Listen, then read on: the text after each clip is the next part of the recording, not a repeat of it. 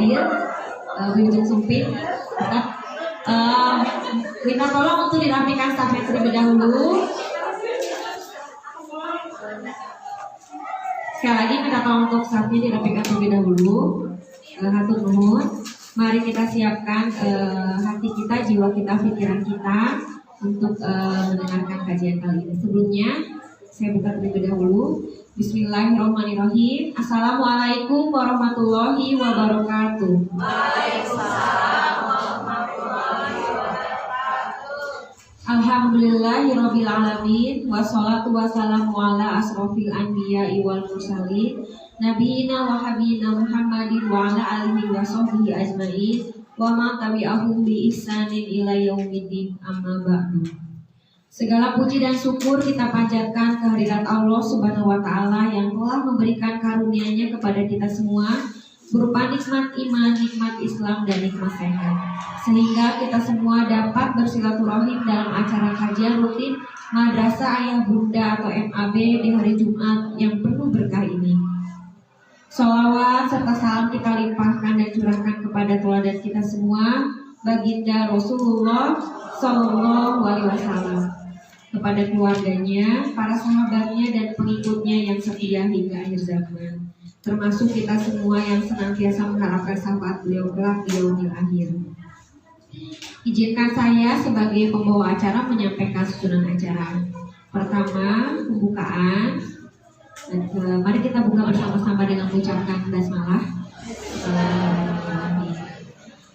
Kemudian tadi tasmi kita sudah menyimak ya, ada dari kelas 2B.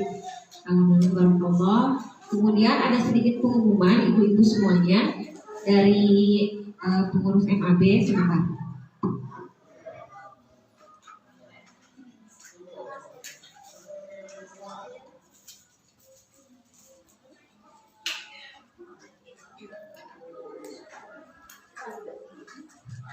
Pertama, kami akan menginformasikan mengenai saldo kas MAB yang pada saat ini sebesar Rp4.708.800. Saldo ini diperoleh dari canceling kajian sebelumnya yaitu Rp349.500 dan hasil dari penjualan kegiatan barang bekas atau garage sale yang diadakan di Gerah Melati, di mana barang-barangnya itu diperoleh dari donasi ibu-ibu semuanya. Kami MAB mengucapkan jazakumullah khair kepada ibu-ibu semuanya. Mudah-mudahan berkah barokah untuk kita semua. Kemudian juga ada informasi mengenai kegiatan MAB Happy Gathering yang insya Allah akan dilaksanakan pada hari Selasa tanggal 14 Februari 2023 di Cantigi. Biaya sebesar Rp125.000. Info lebih lanjut nanti akan di-share oleh Humas MAB. Kemudian donasi pakaian dan barang layak pakai untuk kegiatan garage sale kepada ibu-ibu semuanya yang mempunyai barang yang pakai atau lain jual daripada di rumah bisa didonasikan ke PMB jika sudah tidak terpakai lagi. Baiklah, karena Ustaz sudah hadir, sekali lagi mari kita siapkan hati dan pikiran kita untuk menerima ilmu dari Ustaz Budiman pada kali ini. Maka pada Ustaz dipersilakan.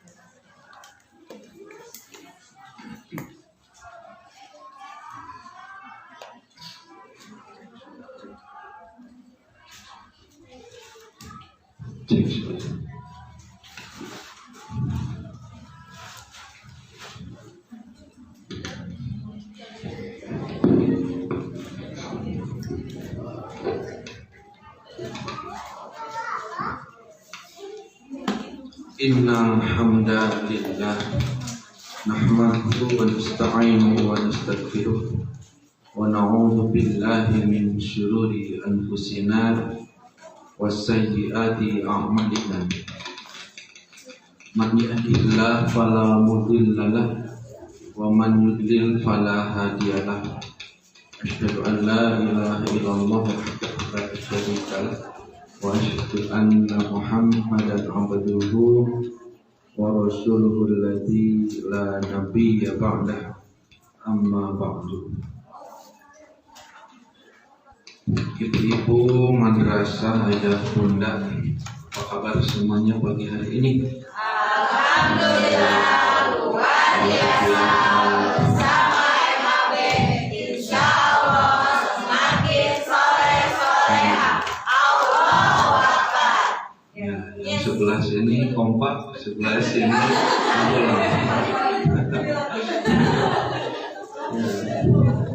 baik, saya tidak perlu mengulang ya.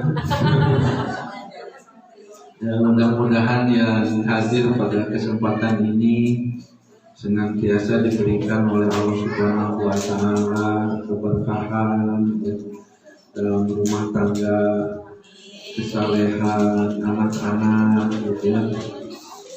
Dan juga diberikan kemampuan untuk senantiasa istiqomah menjadi hamba Allah yang terbaik. Tak lupa kita juga berdoa untuk teman-teman, kawan-kawan kita yang saat ini sedang mengalami musibah, baik itu sakit ataupun musibah-musibah yang lainnya. Mudah-mudahan segala musibah menjadi kifarat atas segala dosa dan kesalahan. Mudah-mudahan menjadi tambahan pahala. Dan bagi kita yang diberikan kesempatan sehat, mudah-mudahan dimampukan untuk bisa memaksimalkan ketaatan kepada Allah Subhanahu wa Ta'ala. Jadi ibu-ibu sekalian, hadirnya pada kesempatan ini saya yakin ini bukan hanya sekedar kita mau kumpul-kumpul biasa begitu. Tetapi ada harapan. Mudah-mudahan hadirnya di tempat ini bukan hanya sekedar mendapatkan kebahagiaan, mendapatkan ilmu, tetapi juga mudah-mudahan langkah-langkahnya itu selalu Allah jadikan sebagai jalan kemudahan atas segala urusan yang kita hadapi. Kenapa? Karena Rasulullah SAW pernah bersabda, "Mani jitama'a fi qaumin min buyutillahi yatluna al-kitab wa yatadarasunahu nazzalat alaihimus sakinah." Barang siapa yang berkumpul di salah satu rumah Allah untuk membaca Quran, mengkaji Quran, talabul ilmi, maka niscaya Allah turunkan kepadanya sakinah, ketenangan, ketentraman. Jadi minimal datang ke sini tenanglah punya. Masalah teh minimal lupa. Nah, cicilan sekene itu adalah gitu, bayaran masih banyak. Tapi kalau kita tenang, itu nikmat. Tenang itu nikmat. Tapi kalau orang tidak diberikan ketenangan, maka yang terjadi adalah was-was.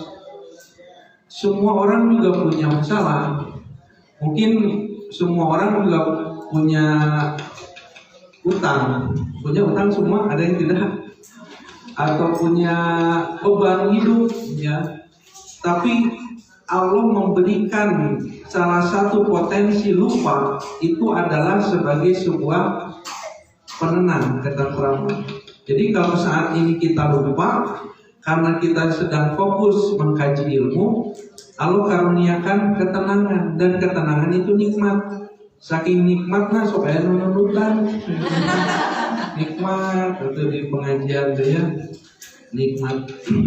Nah makanya itu salah satu ketenangan yang Allah berikan kepada kita itu adalah di mana kita dimampukan untuk siap menghadapi masalah. Dan masalah pasti ada. Nah, masalahnya adalah kita mampu untuk menghadapi masalah atau tidak.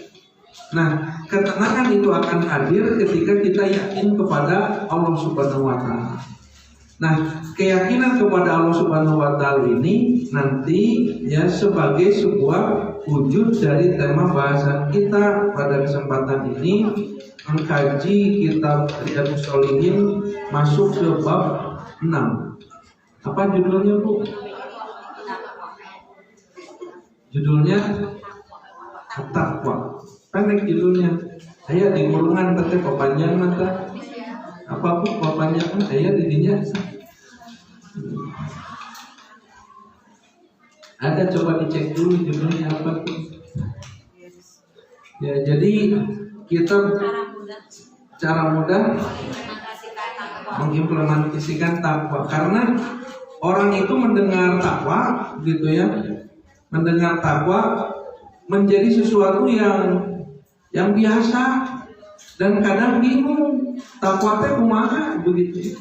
Karena Nabi kalau setiap khutbah, Nabi itu selalu membacakan ayat dalam Al-Quran, A'udzubillahi minasyaitonirrajim, Ya ayyuhalladzina amanu taqullaha haqqa tuqatih wa la tamutunna illa wa antum muslimun. Jadi khutbah itu isinya takwa. Nah, cuma kadang kita bingung takwa teh kumaha, makanya sampai kalau bapak-bapak di masjid lamun misalnya teh apa tuh Jumatan pasti khotib teh ittaqullah atau membacakan ayat yang tadi ya ayyuhalladzina amanu taqullah, wahai orang-orang yang beriman bertakwalah.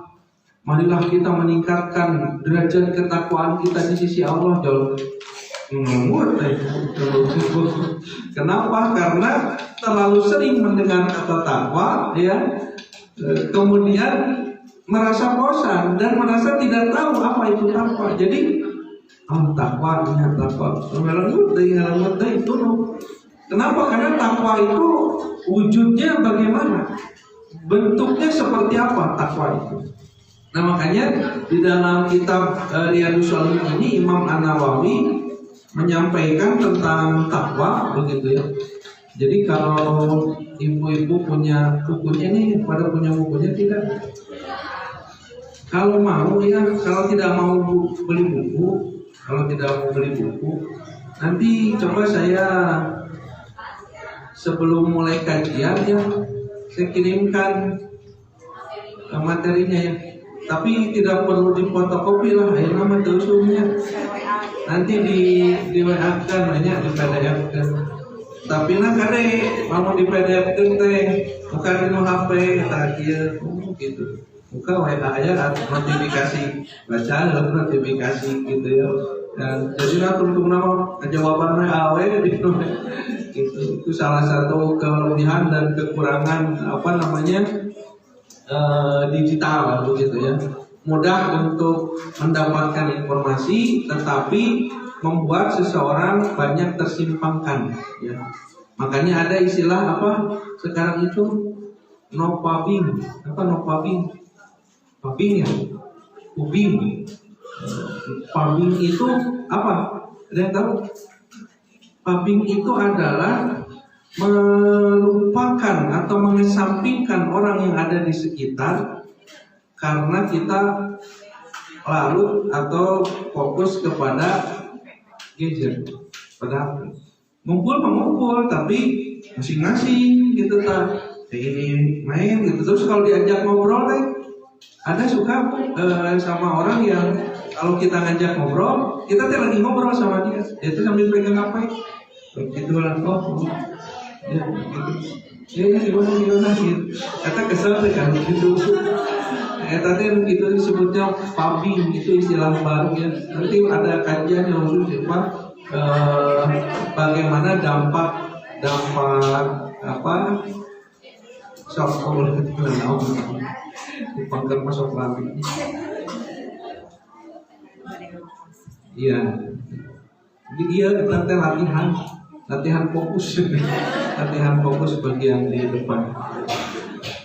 Gitu ya. Jadi ayat nama coba kalau misalnya ada ayat Al-Quran tinggal dibuka saja ayatnya, atanapi ngahulang ditalar. Gitu.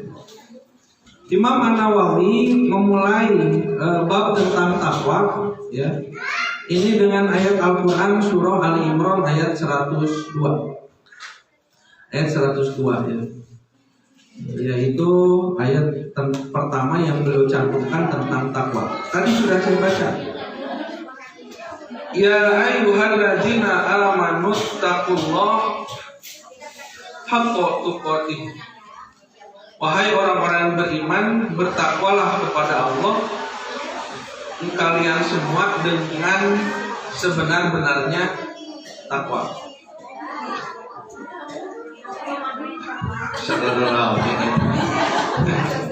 Halo, halo Bu. Ya, pada lumayan. Baik, Bu. Nah, takwa itu apa? Nah, ternyata para ulama di sini mencantumkan beberapa pengertian tentang takwa, termasuk sahabat. Jadi Abu Hurairah pernah ditanya oleh seseorang tentang takwa. Wahai Abu Hurairah, apa yang dimaksud dengan takwa itu? Pada saat itu Abu Hurairah, sahabat Nabi, Abu Hurairah itu adalah orang yang paling banyak meriwayatkan hadis. Sahabat yang paling banyak meriwayatkan hadis. Orang nomor 1 dalam urusan hadis. Satu saat ditanya oleh generasi tabi'in, wahai Abu Hurairah, apa itu takwa? Abu Hurairah pada saat tidak menjawab. Beliau malah tertunduk begitu ya. Beliau kemudian tertunduk tidak menjawab pertanyaan itu. Ya. Beliau sedikit berpikir, mencerna bagaimana menjelaskan takwa kepada orang yang bertanya. Kenapa? Karena kadang begini Bu, orang yang ditanya itu harus menyesuaikan jawaban untuk orang yang bertanya. Siapa yang bertanya ini? Karena siapa yang bertanya ini akan mempengaruhi bagaimana teks atau redaksi atau cara menjawab. Cara menjawab kepada pertanyaan anak-anak dengan menjawab ke pertanyaan kepada orang dewasa beda. Cara menjawab pertanyaan kepada orang yang baru ngaji dengan orang yang sudah lama ngaji beda. Makanya harus dicerna dulu. Kenapa? Karena sesuatu itu akan sampai, kalau kata bahasa itu bilisani qaumihi, sesuai dengan bahasa kaum. Jadi seperti saya misalnya, Ibu nanti misal ada pertanyaan, pas bertanya, nah saya akan menyesuaikan jawaban ini dalam konteks ini ibu-ibu begitu ya, MAB. Mungkin cara menjawabnya berbeda dengan kalau yang bertanya itu seorang katakanlah santri atau siswa peserta didik atau misalnya mahasiswa. Bapak-bapak juga mungkin bisa beda cara menjawabnya, walaupun esensinya sama. Nah, Abu Hurairah pada saat diam, kemudian berpikir sedikit, ini bagaimana menjelaskan kepada orang ini takwa. Maka pada saat itu karena Abu Hurairah melihat orang ini yang bertanya ini, dia akan sulit memahami jika tidak diberi contoh. Jadi kalau diterangkan definisi, misalnya takwa adalah bla bla bla bla bla, panjang bisa pengertian gitu. Kan nanya dari gitu. Daripada nanya di panjang lebar, dijawab dengan sesuai dengan pemahaman. Maka pada saat itu Abu Hurairah menjawab, ya, menjawab dengan pertanyaan ditanya oleh Abu Hurairah. Pertanyaannya begini, kata Abu Hurairah ketika ditanya tentang takwa, Abu Hurairah menjawab begini, pernahkah engkau ya melewati suatu jalan yang engkau lihat di jalan itu penuh dengan duri? Jadi ibu mau jalan itu ke sana tuh, di sana itu banyak duri, jalan sempit.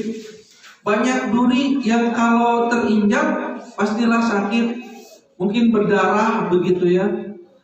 Nah, kalau kata kata Abu Hurairah, bagaimana sikapmu ketika engkau mendapati sebuah jalan di situ banyak duri? Ya, aku mau keluar, aku mau ke sana, banyak duri di sana. Coba apa yang akan kamu lakukan?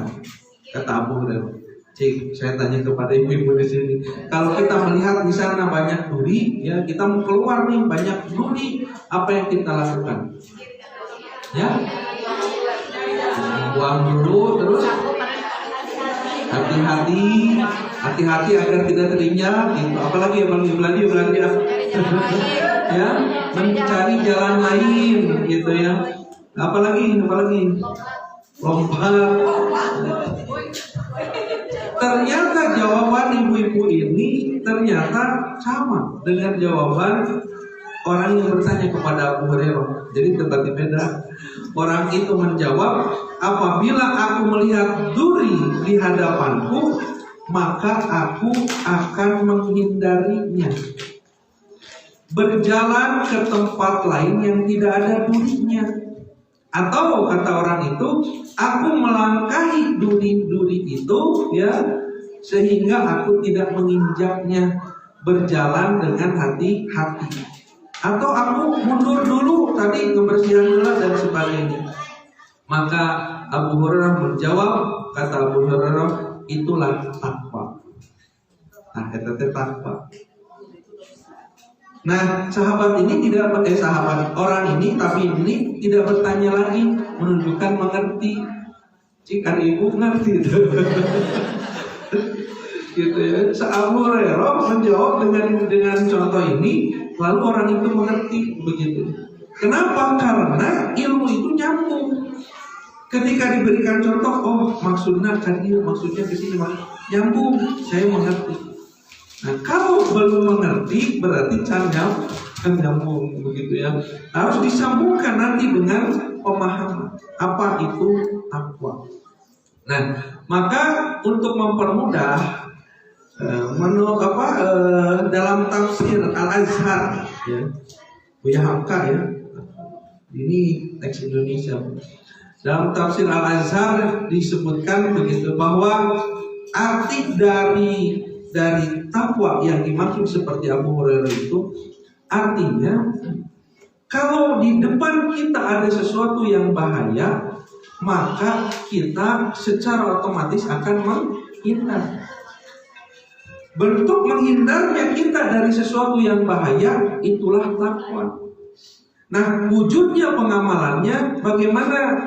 Maka pengamalannya adalah takwa itu berusaha menghindari apa-apa yang membahayakan diri ya, dengan apa yang dilakukan oleh dirinya sendiri. Dengan cara bagaimana?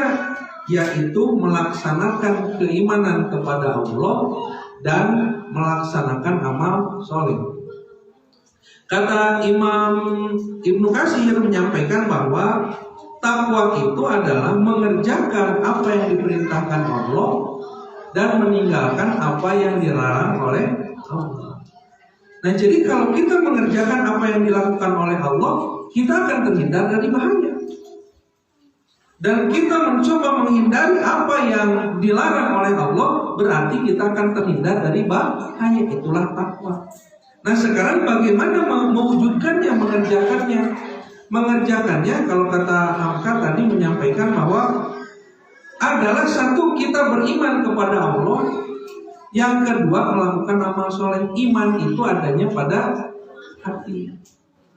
Pada hati. Kalau tidak salah kemarin pas di MAB saya sampaikan, ya lupa. Jadi iman di dalam hati itu ya keyakinan kepada Allah, ya, tapi ditarik telinga. Keyakinan kepada Allah, tapi harus diwujudkan, harus ada buktinya. Buktinya dengan apa? Dengan amal soleh. Ibu, kalau ibu yakin kepada Allah, tapi tidak ada wujudnya, tidak ada buktinya, itu belum diterima. belum sempurna. Seperti ibu misalnya kalau di rumah tangga, yang saya ilustrasikan kalau di rumah tangga, cinta ya, tapi tidak diwujudkan. Ongkoh cinta, ongkohnya begitu ya, kepada suami, kepada anak, tapi tidak pernah dibuktikan. Maka kira-kira akan terasa tidak? Tidak akan terasa. Maka kenapa? Karena kita adalah makhluk yang tidak tahu isi hati orang lain.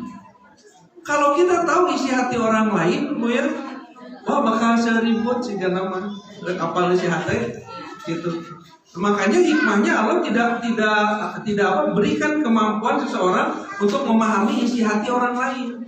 Nah itu pada apa isi hati termasuk apa yang ada di pikiran tidak tahu. Ibu-ibu menceromai kia ningalikeun ka Ustaz berencana pikiran nama kamana apa aku dah wajahna ge ketinggalan atau wajahna teh ini siganu bingung gitu. Jadi nanti ada di ilmu komunikasi ya, bagaimana melihat seseorang begitu ya dari tatapan wajahnya.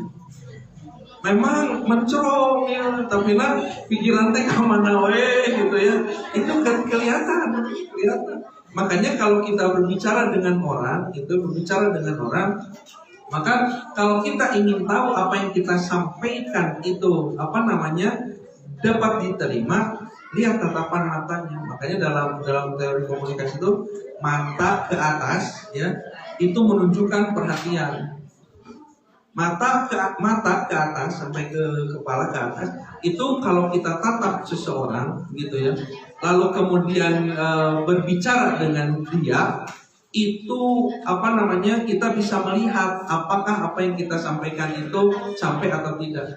Kebanyakan kita dalam berkomunikasi asal keluar suara, tidak pernah memperhatikan apakah ini sampai atau tidak. Makanya jangan heran kalau kita di rumah ke anak-anak, kan kemarin ibu udah ngasih tahu.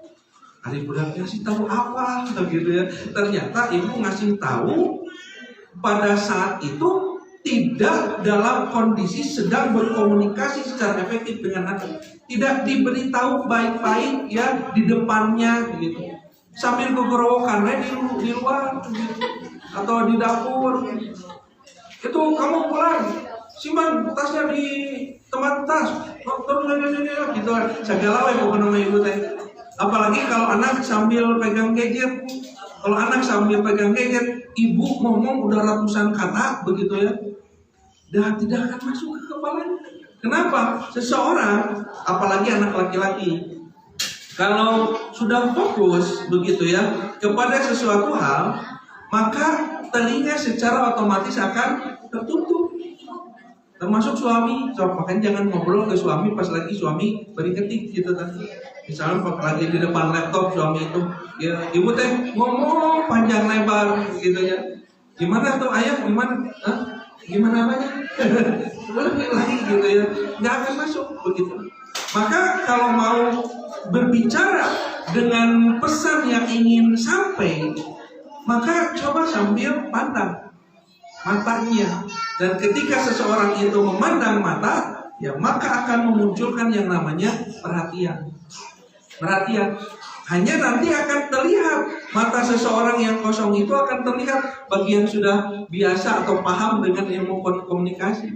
Ya sih kayak ibu-ibu. Gitu ya, kosong begitu. Nah makanya nanti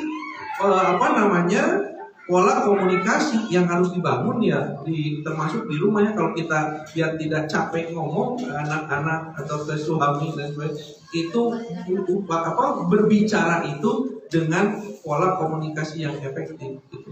Kalau sekedar teriak-teriak maaf tidak akan didengar begitu ya. Sulit, malah jadi capek. Ibu tuh udah bilang berkali-kali, tapi karena ngomongnya begitu, kata Bu Elirisman mah, ngomong orang tua itu banyak yang terlalu cepat.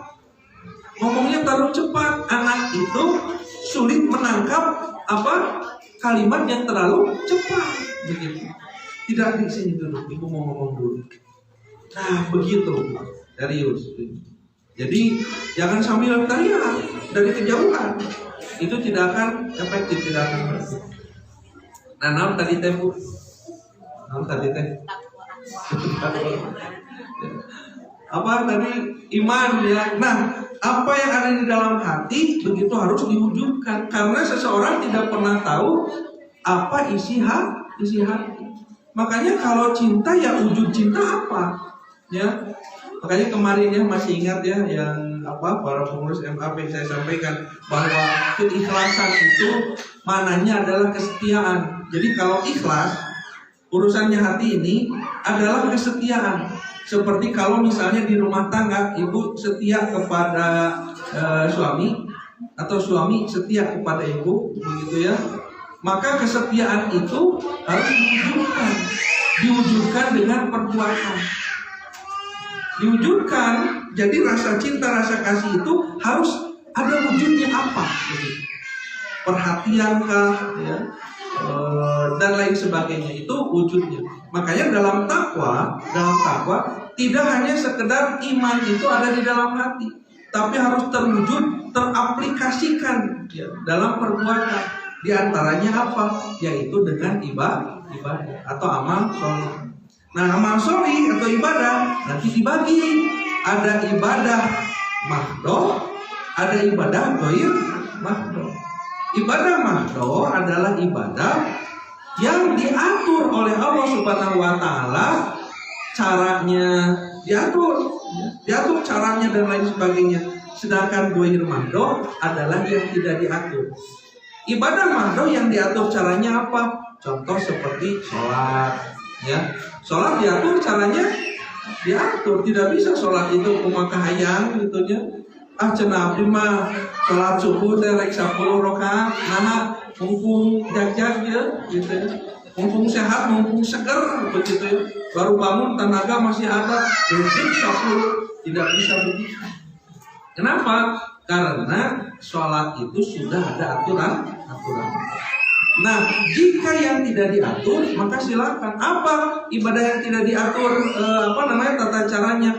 Segala bentuk kebaikan ya yang kita wujudkan dalam kehidupan sehari-hari itu ibadah. Nih, thalabul ilmi, ngaji, pengajian kita.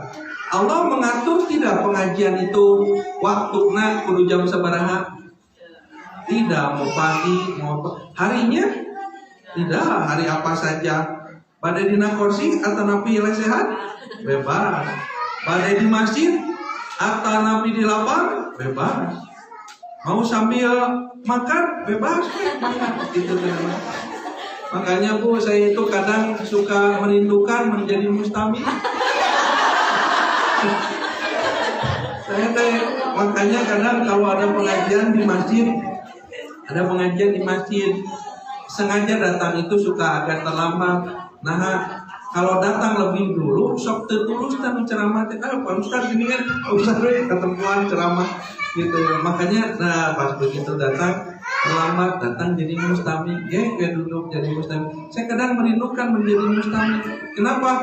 Nikmat jadi mustami kan. Ustaz mampunya, wah, jadi saya terhadap disuguhan segala di meja, jadi mah saya unggul. Ya, kalau di masjid gitu, jadi itu ayah bala-bala, ayah luput, ayah buahan, ayah segala. Tapi anggar ada teh aksesoris kan. Aksesoris kenapa? Kan nggak mungkin sambil ngomongnya Ustaz sambil ceramah punya tapi kalau jadi mustami kan enak ya. Karena Ustaz nanya di bawah di bawah malah dicengikan gitu. Nama nikmat bisa nangunyar ya punya cangkel nangunyar nikmat ya nurutan tinggal bro Ustaz nurutan kumaha kalau bisa. Jadi memang begitu nikmatnya, nikmatilah selagi masih jadi mustami gitu. Sampai mana tadi Bu?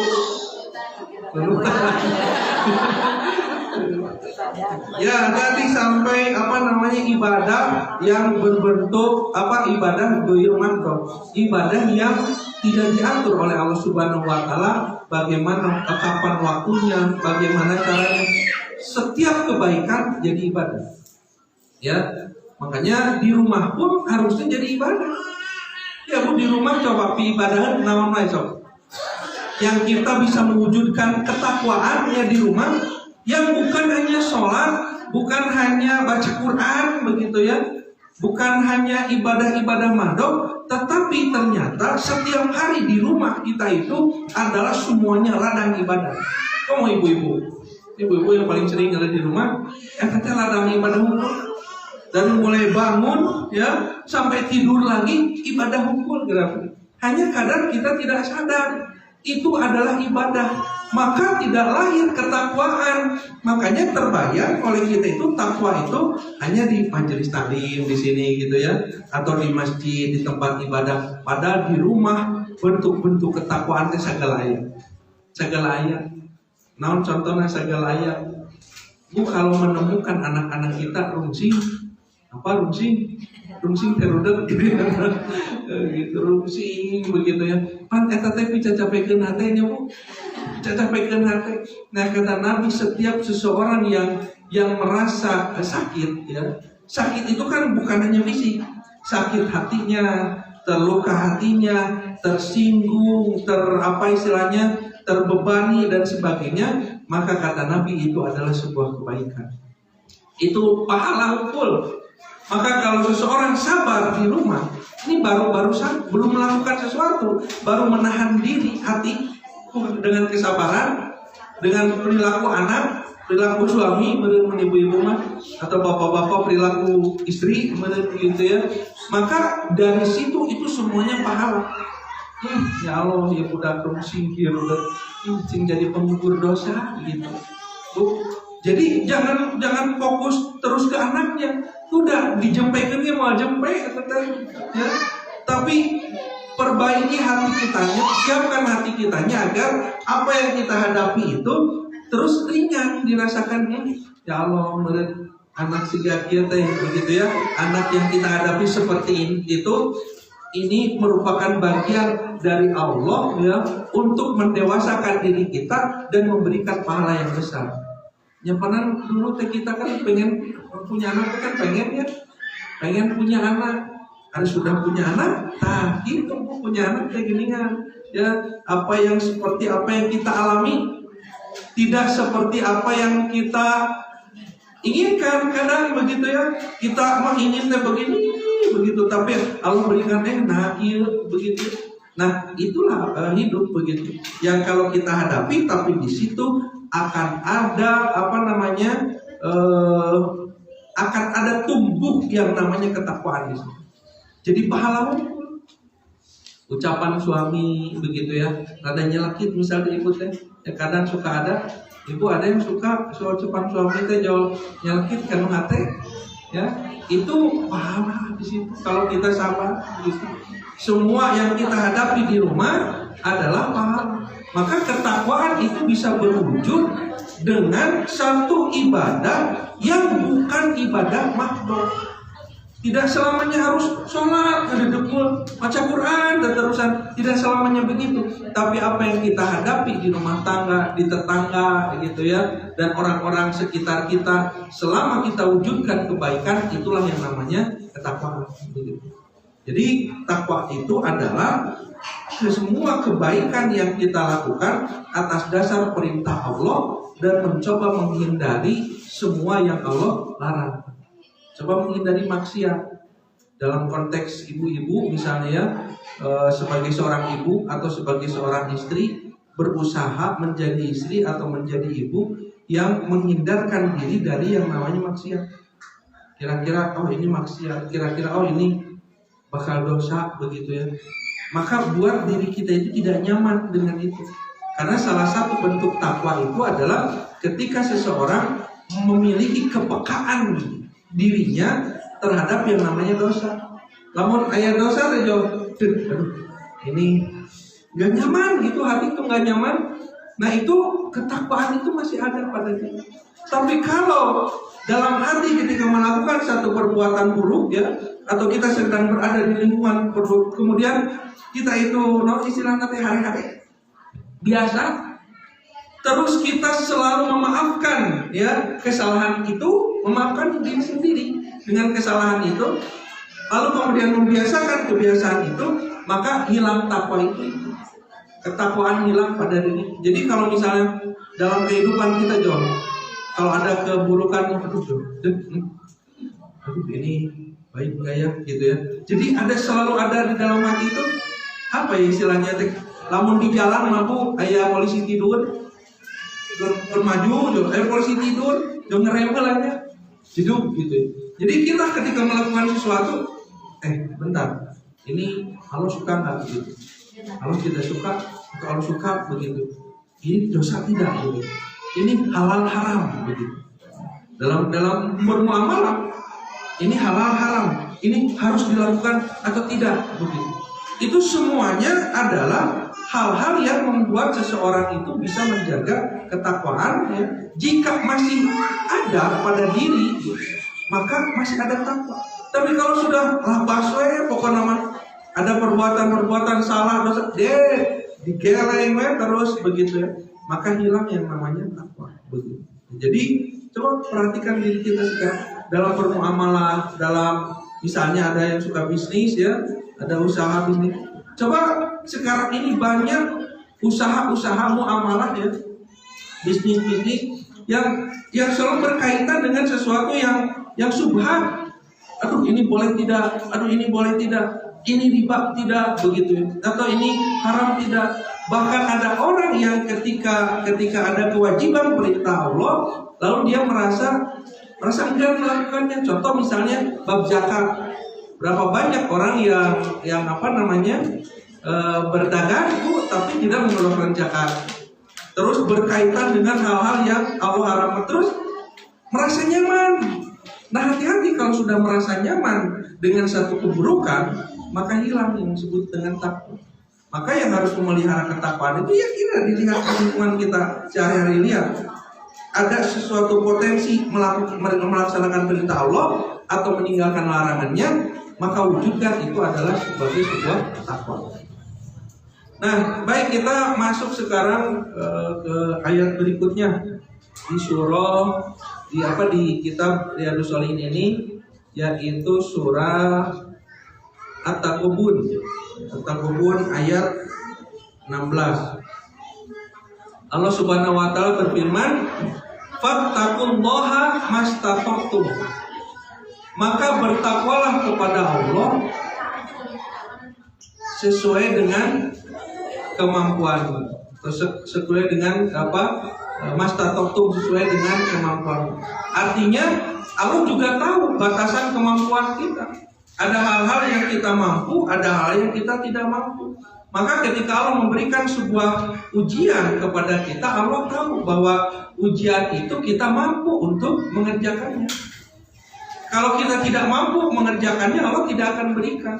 Jadi Bu, misalnya kalau Ibu, misalnya kita semua diberikan ujian oleh Allah, aku diberi ujian kesiga kia begitu ya. Lalu kita merasa bahwa berat begitu ujian ini, itu karena Allah tahu kita mampu. Allah tahu kita mampu, makanya tidak ada istilah dalam ujian itu putus asa. Ketika seseorang diberi ujian oleh Allah Subhanahu wa taala, putus asa. Contoh putus asa itu satu, dia tidak mau menghadapi ujian itu, lari dari ujian. Bisa bunuh diri, bisa melakukan jalan pintas dengan cara bermaksiat, ya, sampai melakukan kejahatan. Itu ciri orang putus asa. Tapi kalau orang yakin kepada Allah, kalau misalnya diberikan ujian itu bahwa Allah tahu kita akan menghadapinya, hadapi. Satu saat akan ketemu jalan itu, ya. Jadi tidak ada satu ujian pun yang tidak bisa kita lewati, ya, kecuali kita bisa melewatinya dengan kesabaran. Tunggu, nanti juga ada jalan keluar. Makanya di ayat-ayat berikutnya Allah sampaikan di surah At-Tolak ayat berapa? 2-3. Wa may yattaqillah yaj'al lahu makhrajan. Nah ini, barang siapa yang bertakwa kepada Allah dalam kurung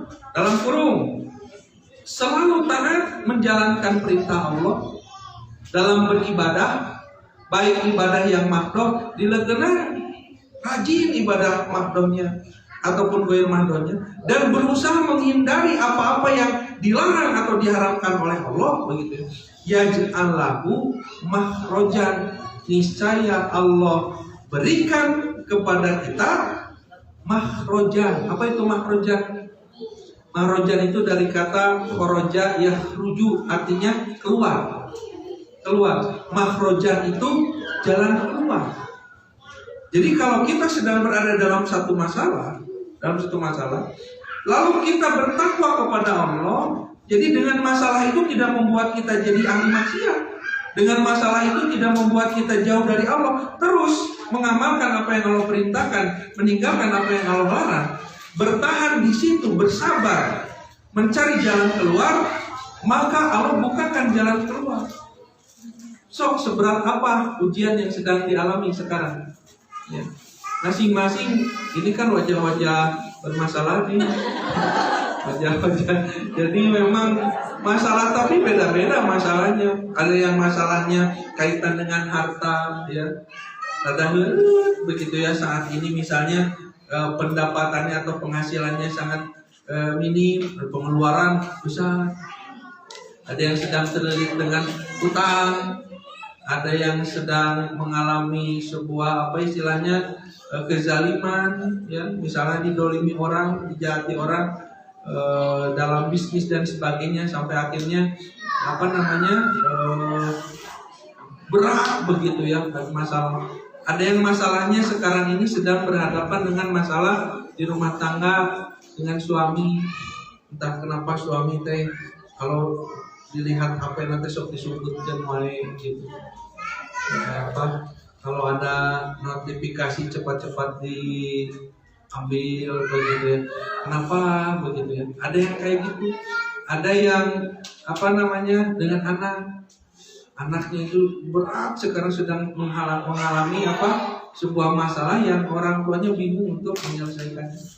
Kalau saya dulu waktu masih mengajar di kelas anak-anak usia SMP itu yang paling banyak masalah itu anak-anak seusia SMP, ya. Mulai dari masalah perilakunya dan sebagainya. Tidak sedikit orang tua yang menangis begitu ya, berat ketika menghadapi masalah yang sedang dialami oleh anaknya, dan masalahnya kadang di luar dari jangkauan perkiraannya. Kenapa anak saya jadi begini begitu? Kadang begitu. Nah, masalah semua itu dihadirkan oleh Allah kepada kita. Nah, tapi kalau kita ingin jalan keluar dari masalah yang kita hadapi, ini Allah sampaikan, wa may yattaqillah yaj'al lahu makhrajan.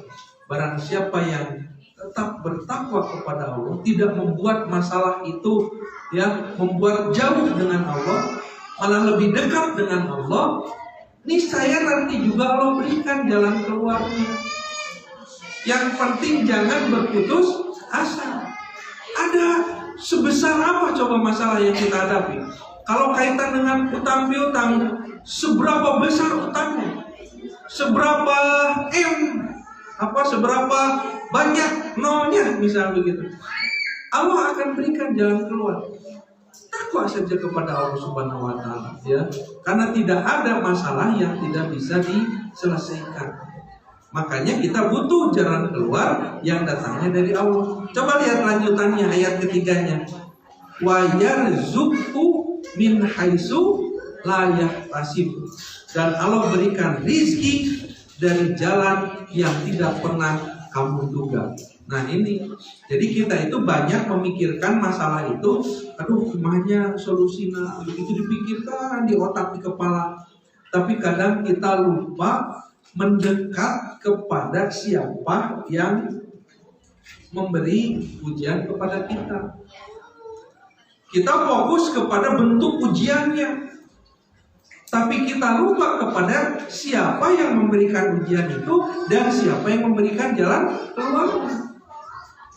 Ketika kita fokus kepada masalahnya saja, yang terjadi adalah capek hati, capek pikiran. Masalah sama suami, pikiran suami terus capek hati, capek pikiran. Tapi kita lupa siapa yang membolak-balikan hati suami.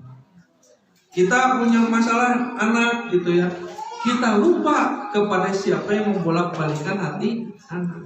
Makanya kalau Allah sampaikan di sini, jalan keluar sudah diberitahukan di awal. Wa man yattaqillah, barang siapa yang bertakwa kepada Allah. Artinya menghadapi apapun ya tetap dekat kepada Allah, bertakwa kepada Allah.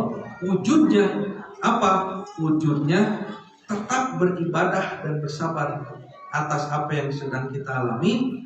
Niscaya Allah akan memberikan jalan keluar, wa yarzuqu min haitsu la yahtasib, dan rezeki dari jalan yang tidak pernah kita duga. Coba rasakannya. Jadi kalau saya juga kadang ya mengalami ujian-ujian masalah, aduh bingung ini harus bagaimana begitu. Tapi berbekal keyakinan kepada Allah bahwa Allah itu memberikan masalah itu pasti dengan jalan keluarnya. Seperti memberikan penyakit dengan obatnya. Ya. Apa yang Allah sampaikan? Inna ma'al usri yusra. Sesungguhnya bersama kesulitan itu ada kemudahan. Jadi ada kemudahan, jadi ada solusinya. Tapi kadang Allah ingin agar kita itu ketika mendapatkan masalah dan sebagainya, agar kita kembali kepada Allah. Perbaiki ketakwaan, perbaiki ibadah, begitu. Jadi kalau ada masalah itu, perbaiki ibadahnya. Dan nanti juga Allah berikan jalan keluar. Kalau fokus terus kepada masalahnya, lupa kepada Allahnya, tidak akan dapat apa-apa. Tidak akan dapat apa. Ya, itu kaitan dengan takwa di sini. Keutamaan takwa. Terakhir di ayat Al-Quran yang disampaikan oleh Imam An-Nawawi sebelum masuk ke hadis, Allah Subhanahu wa taala berfirman, "In tattaqullaha yaj'al lakum furqanan." Jika kamu bertakwa kepada Allah, maka Allah akan menjadikan untukmu furqanan. Furqanan itu pembeda gitu. Jadi tadi ya pembeda, jadi mampu membedakan mana yang baik, mana yang buruk, mana yang harus dilakukan, mana yang jangan dilakukan. Jadi kalau kita dekat kepada Allah, takwa kepada Allah, ketika muncul sesuatu, kita itu bisa membedakan. Ini harus dikerjakan, ini jangan dikerjakan. Ini harus diambil, ini jangan diambil. Peka, punya kemampuan kepekaan. Karena tidak sedikit orang yang tidak punya kepekaan itu. Datang sesuatu, rekaram, ambil begitu ya. Mau baik mau tidak, kerjakan begitu. Banyak yang begitu. Tapi kalau kita mendasari dengan ketakwaan, kita akan punya filter. Bentar, kita jangan pulang. Ambil jangan, lakukan atau jangan, tinggalkan atau jangan. Ada semacam kepekaan pada diri kita. Kenapa? Allah berikan kepada kita furqanan, kemampuan untuk membedakan, kemampuan untuk memilih apa yang harus diambil dan apa yang harus ditinggalkan. Ya. Ini terutama nih para kepala keluarga, misalnya suami atau seorang ayah mencari nafkah, bekerja, usaha atau bekerja apa, itu di luar itu Bu ya, godaan fitnah harta itu sangat besar.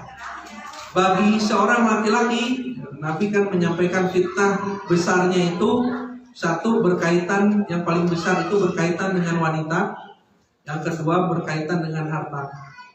Makanya doakan ya suami-suami yang sedang pada di luar, karena saya juga sejarah sedang didoakan oleh istri saya. Banyak godaannya begitu ya. Kenapa? Agar terjaga dari dua fitnah itu. Satu fitnah perempuan, yang kedua fitnah harta. Fitnah perempuan adalah kecenderungan seorang laki-laki itu terhadap perempuan ya. Apalagi melihat perempuan-perempuan yang lebih baik dari yang ada di rumah, misalnya begitu ya. Itu godaannya besar begitu. Maka fitnah itu begitu ya. Coba doakan begitu agar terhindar dari fitnah ini. Yang kedua kaitan dengan harta.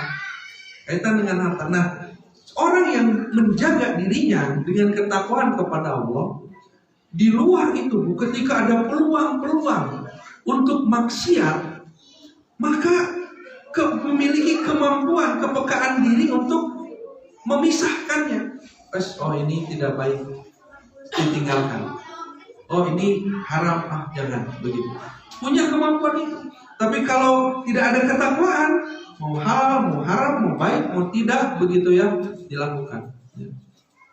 Makanya seperti contoh ada kasus gitu ya, seorang suami begitu di tempat kerja, begitu di tempat kerja ada rekan-rekan kerjanya. Kalau dia tidak punya ketakwaan, maka ketika berbicara, ya, ketika berkomunikasi di tempat kerja, apalagi berdua dan sebagainya, itu tidak sedikit banyak kasus-kasus masalah itu begitu.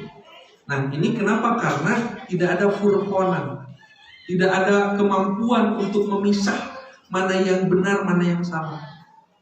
Tapi kalau seseorang itu punya kemampuan mana yang benar, mana yang salah, ngobrolin orang nggak boleh begitu ya. Jaga pandangan, ya, jaga hati, begitu ya. Dibuat kondisi yang tidak sampai terjadi fitnah. Kaitan dengan harta, ada peluang ini tapi ada unsur subhatnya, tinggalkanlah. Yakin kenapa? Karena yakin Allah pasti memberikan rezeki yang halal, ya. Itu Allah pasti akan berikan, tidak mesti diambil dengan cara yang haram. Itu furqanan. Jadi orang yang menjaga ketakwaan kepada Allah akan mampu di dalam dirinya itu membuat sebuah furqan, pembeda, pemisah. Dipisah-pisah ini mana yang benar, mana yang baik, mana yang harus diambil, mana yang tidak. Itu furqanan, ya. Kemudian Allah sampaikan di sini juga menutupi kesalahan-kesalahanmu serta mengampuni dosamu, dan Allah memiliki keutamaan yang agung. Nah, dari penjagaan itu Allah ampuni dosa, begitu ya. Kemudian Allah tutupi kesalahan yang memang pernah dilakukan. Jadi setiap manusia tidak ada yang bersih dari kesalahan, ya. Pasti ada salahnya, tapi Allah tutup. Allah tutup, maksud ditutup itu diampuni dan tidak diungkap. Diampuni dan tidak diungkap, gitu. Jadi masalah itu akan terasa berat itu ketika kita melakukan kesalahan, Allah tidak mengampuni, terus masalah itu terungkap. Kan jadi ditewak teh, di penjara teh karena kapangi. Teu kapangi mapan moalnya. Gitu, karena terungkap. Nah, maka dengan kita menjaga hubungan kita kepada Allah dengan ketakwaan, mudah-mudahan Allah jaga kesalahan yang pernah kita lakukan, kemudian aib ini tidak menjadi terbuka, begitu. Tapi kita berharap aib ini tertutup, kemudian Allah ampuni kesalahan kita, begitu. Ya. Nah, itu pelajaran dari 4 ayat yang Imam An-Nawawi sampaikan berkaitan dengan takwa. Sebetulnya di Al-Quran itu ada sekitar 115 ayat yang berbicara tentang takwa. Jadi kalau dibahas semuanya mau cukup. Makanya kita pilih. Kenapa? Karena pada pembahasan tentang kajian keislaman itu sebetulnya semuanya bermuaranya kepada yang disebut dengan takwa. Jadi hakikatnya takwa. Jadi menyampaikan kebaikan apapun ujung-ujungnya bermuara kepada takwa. Makanya kenapa di khutbah Nabi, ya, ketika Nabi perintahkan menyampaikan ketakwaan, maka hakikatnya ketika seorang khatib menyampaikan kebaikan itu semuanya hakikatnya tentang takwa. Contohnya ini misalnya contoh di khutbah Jumat, bapak-bapak nih khutbah Jumat, katanya menyampaikan tentang ketakwaan itu bagian dari rukun khutbah. Makanya pantas tadi yang saya sampaikan, setiap khatib biasanya suka menyampaikan marilah kita meningkatkan ketakwaan kepada Allah atau ittaqillah, begitu. Memang betul menyampaikan ketakwaan itu bagian dari rukun khutbah. Tapi sebetulnya tanpa harus menyampaikan ittaqillah, bertakwalah kepada Allah, tanpa harus menyampaikan itu, menyampaikan semua kebaikan hakikatnya sedang menyampaikan tentang ketakwaan. Karena ujung dari semua kebaikan itu adalah ketakwaan, takwa kepada Allah. Nah, dari takwa itu kemudian keutamaannya muncul berbagai pembuka jalan semua permasalahan yang dialami di dalam hidup. Urusan urusan harta, urusan muamalah, urusan apapun begitu ya, dengan ketakwaan terbuka. Ini sampai jam berapa? 5 menit lagi. Mau ada sesi pertanyaan? Ya baik, boleh. Ini ayat dulu, nanti hadisnya berarti belum kita bacakannya. Silakan dibuka dulu sesi pertanyaan. Bismillah, ini Ustaz ada titipan. Ya. Ada Bismillah Bu. Pertanyaannya, surga istri itu kan terletaknya di suami, katanya. Tapi suami yang seperti apakah yang masuk kategori bahwa memang layak menjadi surganya istri? Itu pertanyaan pertama. Nah, pertanyaan kedua dari saya. Ini Ustaz terkait dengan takwa. Tadi kan kita kalau misalkan takwa itu ketika kita ada masalah, kita kan mencari Allah, berserah diri kepada Allah, karena Allah lah yang memberikan solusinya gitu kan. Ini mas saya loh ya.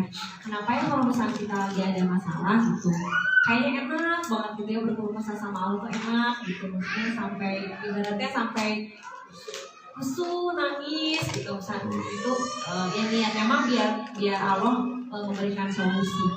Tapi kalau misalkan lagi tidak ada masalah, berdoa tuh kayak ya sadar aja gitu, maksudnya gitu.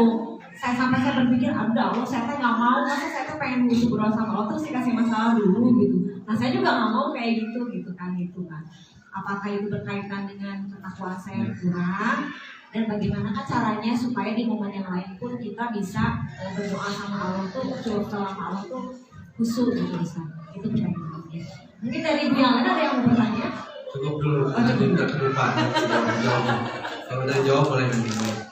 Pertama berkaitan dengan suami ya. Jadi gini Bu ya. Bagi ibu-ibu kan, karena saya suami saya kan gitu.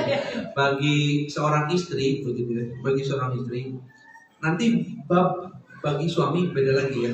Ini mah karena yang bertanya adalah sebagai istri. Jadi jangan jadi pertanyaan itu ya, itu di situ mengandung sebuah makna yang tersirat bahwa di situ ada sebuah tuntutan, menuntut kepada suami ya menjadi suami yang ideal. Jadi di pertanyaan itu ada sesuatu yang terselubung begitu ya, sesuatu yang tersirat. Jadi seolah-olah bahwa ada satu syarat yang harus dimiliki oleh suami sehingga suami itu menjadi surganya istri ya. Padahal Bu, siapapun suaminya, bagaimanapun suaminya, karakternya, sifatnya, perilakunya dan sebagainya, semuanya ya seutuhnya suami itu adalah jalan surga bagi istri. Hanya yang membedakannya adalah cara pandang kita. Gini Bu ya, suami yang menjadi jalan surga bagi istri, misalnya suaminya baik, maka akan menjadi jalan surga bagi istri itu ya, ketika si istri itu taat kepada suaminya ya, taat, kemudian dibawa ke surga lah oleh suaminya ya, diarahkan ayo bagus ibadahnya, diarahkan kehidupan dan sebagainya, jadi jalan surga. Tapi jangan lupa begitu bahwa kondisi suami yang sebaliknya pun itu jalan surga. Nabi pernah bersabda kan, kata Nabi begini, siapa yang bersabar atas perilaku suaminya, atas kesalahan, kekurangan begitu ya, atau kezaliman bahkan yang dilakukan oleh suaminya, istrinya bersabar, maka kata Nabi sesungguhnya kesabarannya itu jalan masuk surga. Jadi tidak ada syarat tertentu suaminya yang seperti apa. Suami yang baik harus jadi jalan bagi istri itu masuk surga ya, dengan ketaatannya. Suami buruk harus jalan juga jadi istri untuk masuk surga dengan kesabarannya. Begitu ya. Ya seperti Allah karuniakan anak juga kan begitu. Kita berharap punya anak soleh agar dengan kesolehannya itu kita terbawa atau mendapatkan pahala Yang sama dengan yang dilakukan anak kan gitu konsepnya. Tapi bagaimana kalau anaknya tidak soleh? Apakah itu jadi jalan masuk surga juga bagi kita, jalan kebaikan? Oh iya, dengan cara sabar kita mendidiknya, itu jadi jalan kebaikan, pahala yang banyak. Kan waktu itu saya berikan ilustrasi, Bu ya, ke anak yang susah kita ajak kebaikan, maka setiap kita mengajak kebaikan jadi pahala keterusan. Ya, sholat, pahala, ya ntar. Sholat, ya ntar. Sholat 5 kali, berarti berapa pahala kita? 5. Kan itu surga katanya. Semakin sulit gitu ya, semakin besar pahala. Jadi jangan menuntut suami harus bagaimana. Sudah saja fokus kepada kita jadi istri harus bagaimana. Ketika mendapati suami yang baik, jadilah istri yang baik, yang mentaati suaminya, meneladani suaminya dan mengikuti suaminya. Jika dapati suami yang tidak baik, maka bersabarlah dari kondisi ketidakbaikannya. Maka dua-duanya juga menjadi jalan masuk surga. Jadi tidak ada salah bagi suami, gitu ya. Kan tidak, suami mah punya hisabannya sendiri di akhirat, tapi ibu juga dihisab sendiri masing-masing, gitu ya. Nah, terus pertanyaan kedua berkaitan dengan apa? Tadi bagaimana seseorang itu bisa dekat, bisa nikmat bermunajat kepada Allah di saat diberikan kesusahan, dan ketika diberikan kesenangan kurang merasa dekat dengan Allah. Nah ini kenapa ya banyak orang yang berhasil melewati masalah, melewati ujian yang berupa keburukan. Jadi kan Allah itu berkehendak apapun yang Allah ujikan kepada hambanya, baik itu sesuatu yang nikmat atau sesuatu yang pedih, begitu ya, Allah berharap hambanya dekat kepada Allah. Tapi ketika seorang hamba diberikan sesuatu yang berat bagi dia, banyak yang mendekat kepada Allah, tetapi banyak yang gagal ketika diberikan ujian berupa kenikmatan. Jadi lupa ke Allahnya gitu. Nah, bagaimana caranya? Apa yang harus dilakukan kan tadi ya pertanyaannya? Pertanyaannya adalah bersyukur. Jadi apa yang kita dapati, misalnya punya suami baik, punya rezeki banyak, punya anak soleh, begitu ya. Apalagi yang kurang, maka ingat-ingat kelebihan itu untuk disyukuri kepada Allah. Jadi munajat kepada Allah, ya Allah terima kasih, begitu ya. Kalau yang tadi mau berdoa, ya Allah berikan kekuatan, kemampuan, masalah mengadukan, begitu ya. Menangisnya itu belajarlah untuk menangis ya karena kebahagiaan. Ya Allah terima kasih sudah mengkaruniai anak yang baik.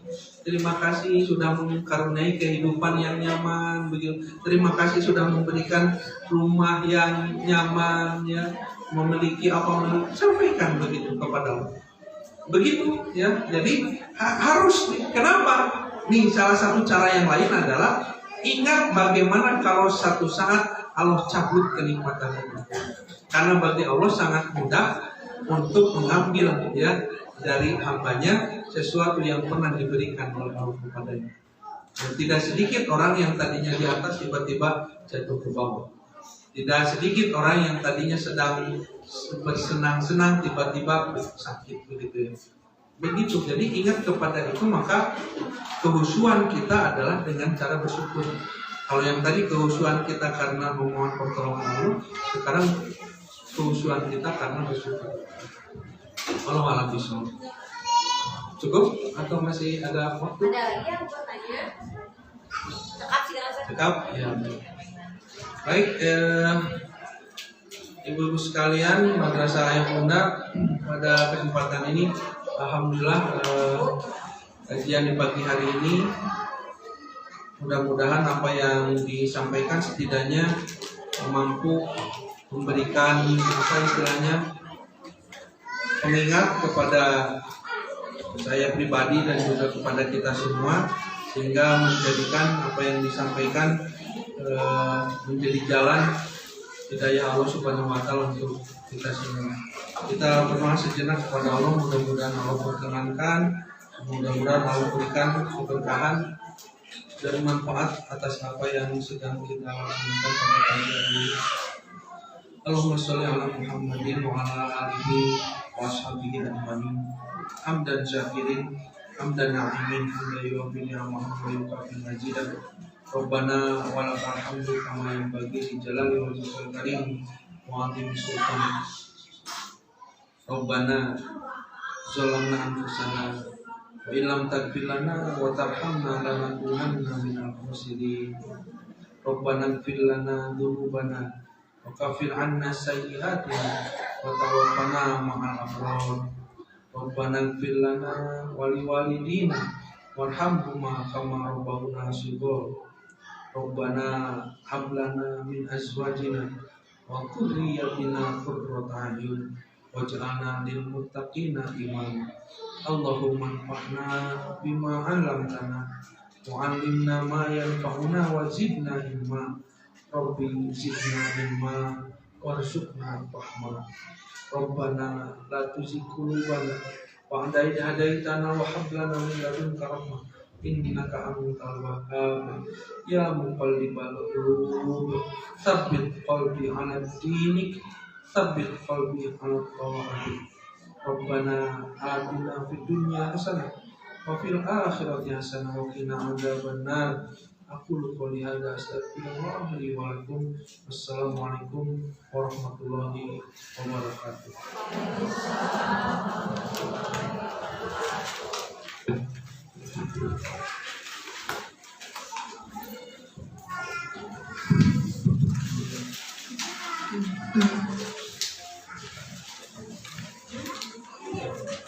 Baiklah ibu-ibu semuanya, alhamdulillah, atur nuhun Ustaz atas satunya hari ini. Mari kita tutup majelis ini dengan membaca istighfar bersama-sama. Astagfirullahaladzim, astagfirullahaladzim, dan terlatih para majelis. Subhanallahumma wa bihamdika, asyhadu an la ilaha illa anta. Sekali lagi jazakumullah khairan kepada ibu-ibu semuanya. Sampai bertemu lagi Jumat pekan depan. Wassalamualaikum warahmatullahi wabarakatuh. Mari kita bersalaman terlebih dahulu, kemudian